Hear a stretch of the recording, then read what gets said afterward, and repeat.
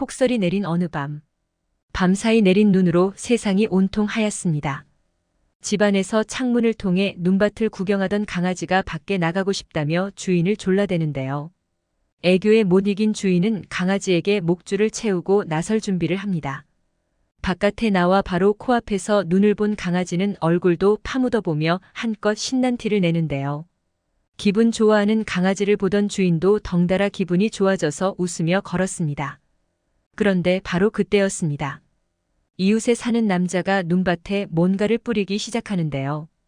그 모습을 본 견주는 곧장 강아지를 품에 안고 집으로 뛰었습니다. 도대체 이웃 남자가 무슨 짓을 했길래 견주가 그렇게 도망치듯 가버린 것일까요? 한번 자세히 알아보도록 하겠습니다. 해당 사연은 미국에서 온 로빈 씨의 SNS 내용을 바탕으로 재구성된 스토리입니다. 안녕하세요. 저는 미국의 댈러스에서 온 로빈이라고 합니다. 댈러스는 좀 생소하시죠? 텍사스주에 있는 도시입니다. 지금은 한국의 경기도에서 살고 있어요. 제 남편이랑 같이요. 아, 그리고 사랑하는 제 강아지도 있습니다. 그녀의 이름은 밤비. 눈망울이 유독 사슴처럼 예뻐서 지어준 이름이에요. 그리고 또 다른 강아지가 있어요. 밤비보다 훨씬 덩치가 큰 진돗개인데 녀석의 이름은 로미오입니다. 밤비는 제 강아지였고 로미오는 제 남편의 강아지였죠. 그래서 저는 밤비와 함께 보낸 시간이 가장 길답니다. 남편과는 원래 제가 살던 댈러스에서 만났어요. 한국인인 남편이 댈러스에 와서 살고 있었거든요. 저는 원래부터 동물 애호가였지만 남편은 딱히 그렇지는 않았다고 해요. 먹고 사는 일이 바빠서 그것 외에는 관심 있는 일이 없었다고 하네요. 사는 게 바빠서 취미는 사치라나. 바쁜 게 사라지면 남편은 외로워했대요. 그래서 억지로 일을 도맡아서 하는 편이었다는데 다니던 회사가 폐업하는 바람에 혼란에 몸부림쳤습니다. 바로 다시 일을 구하면 되는 일이긴 했지만 말처럼 쉽지 않은 상황이었나 봐요. 점점 술에 기대며 하루하루를 살아가던 그때 길을 걷던 중 로미오를 마주쳤죠. 로미오는 버려진 들개였습니다. 그때 남편은 뭔가에 홀린 듯이 로미오와 계속 눈을 마주치고 있었대요. 정신을 차려보니 집에 로미오와 함께였다고 합니다. 약간 얼렁뚱땅 로미오를 맡게 된 남편은 로미오를 책임져야 한다는 생각에 술 마시는 것을 관두고 곧장 새로운 일을 구했죠.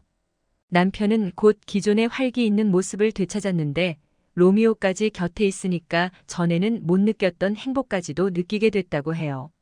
로미오가 남편의 구세주인 셈입니다. 강아지를 키우는 일에 몰두하게 된 남편은 애견 동호회에 들었고 그곳에서 저와 밤비를 만났어요. 처음에는 남편이 눈에 들어오지 않았습니다. 그에게는 관심이 없었고 그의 강아지인 로미오에게만 눈길을 줬죠. 로미오는 그 이름답게 참 잘생긴 강아지거든요.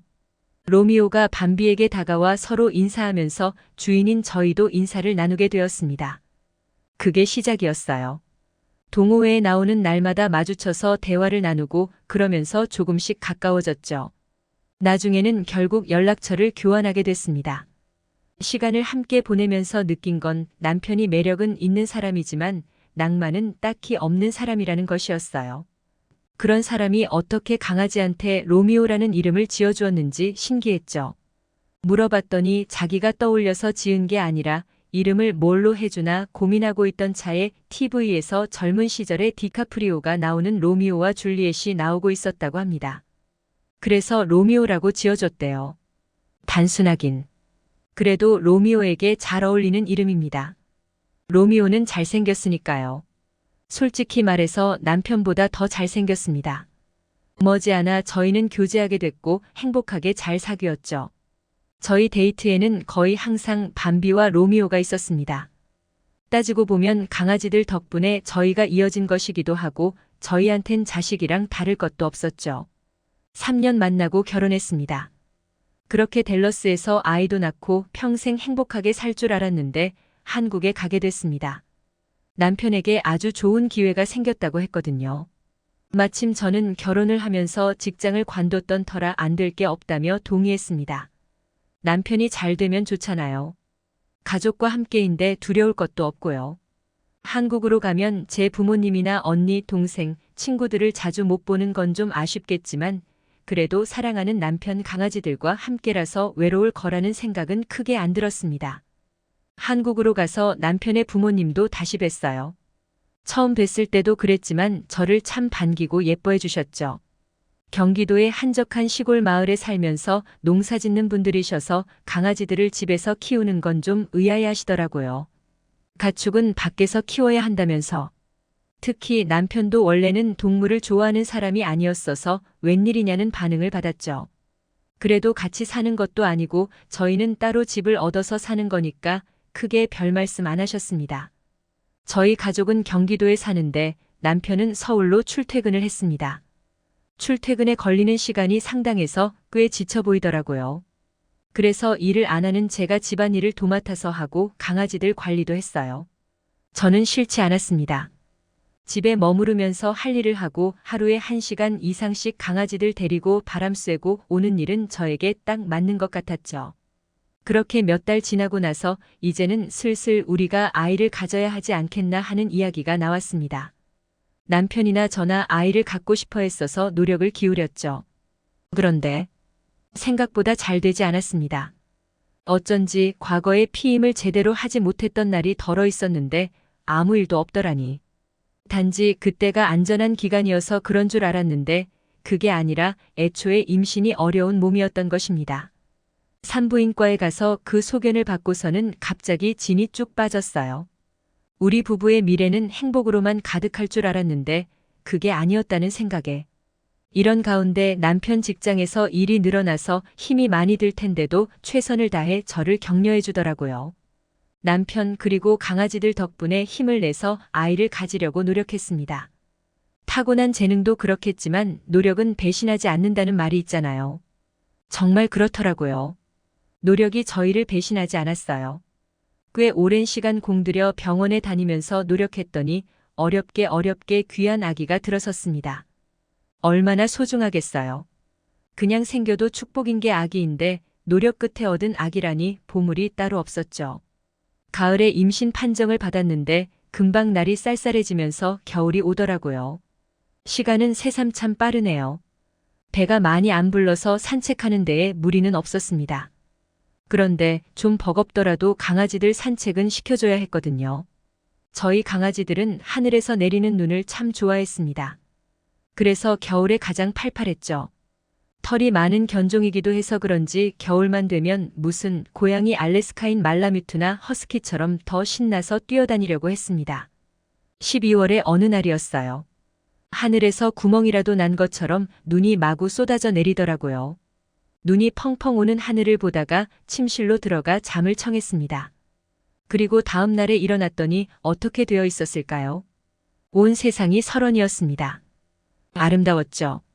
눈이 너무 쌓여 있어서 나가기가 싫은 기분이 들었지만 로미오가 실외 배변을 하는 강아지인데다 두 녀석의 눈빛이 너무 간절해서 어쩔 수 없이 목줄을 채우고 밖으로 나갔죠. 눈이 한바탕 내리고 난 다음이라 그런지 오히려 춥지 않고 포근했습니다. 우리 강아지들은 너무 신나서 눈밭에 뒹굴고 얼굴을 파묻고 발로 막 파고 눈이 저한테 다 튀었다니까요. 어렵게 한 발자국씩 앞으로 나가고 있었는데 이웃에 사는 남자가 손에 뭘 들고 나타났어요. 웬 봉지에서 가루를 꺼내 뿌리고 있던데. 보아하니 소금을 뿌리나 보다 했죠. 미국을 비롯한 여러 나라에서는 소금을 뿌려 눈을 녹이거든요. 남자와 가까워져서 지나치려고 할 때 봉지에 써진 글씨를 읽었는데요. 소금이 아니라 염화칼슘이었습니다. 저는 화들짝 놀라서 강아지들을 데리고 얼른 집으로 돌아갔죠. 혹시라도 강아지들이 밟았을까봐 박박 씻겼어요. 염화칼슘은 자칫하면 화상을 입힐 수도 있거든요. 그런데 사실 그것보다 놀라웠던 것은 따로 있습니다.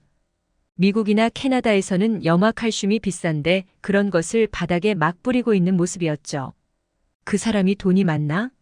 하기에는 그 사람뿐만 아니라 여러 사람이 그러고 있는 걸 봤고 염화칼슘을 바닥에 뿌리는 트럭이 지나가는 것도 창문을 통해서 봤거든요.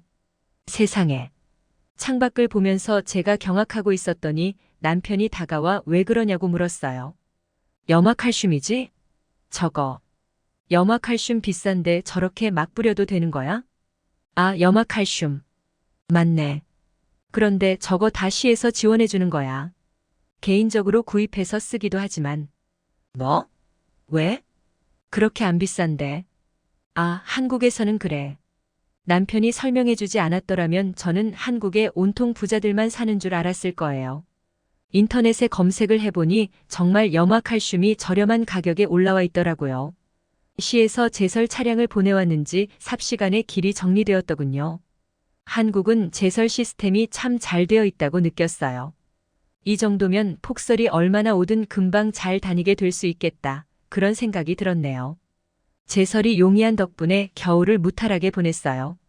그로부터 시간이 흐른 지금은 여름이 지나고 있는 가을이네요. 그 시간 동안 아이가 세상에 나왔습니다. 얼마 전이에요. 한국에서는 염화칼슘을 쉽게 쓰고 제설 시스템도 잘 되어 있어서 홀딱 반했다는 이야기만 하려고 했는데 하다 보니 거의 저의 인생 이야기를 써놨네요. 제 이야기가 여러분에게 너무 지루하지 않았기를 바라요. 곧 가을이 올 거고 가을에 익숙해지면 또 겨울이 오겠네요. 새 가족인 제 딸과 강아지들 그리고 남편과 함께 보낼 겨울이 기대되고 있어요. 지금까지 로빈 씨가 보내주신 사연에 대해 소개해드렸는데요. 어떻게 보셨나요? 클립뉴스에서는 여러분의 사연을 기다리고 있으니 소개해주고 싶은 사연이 있으시면 언제든 제보 바랍니다.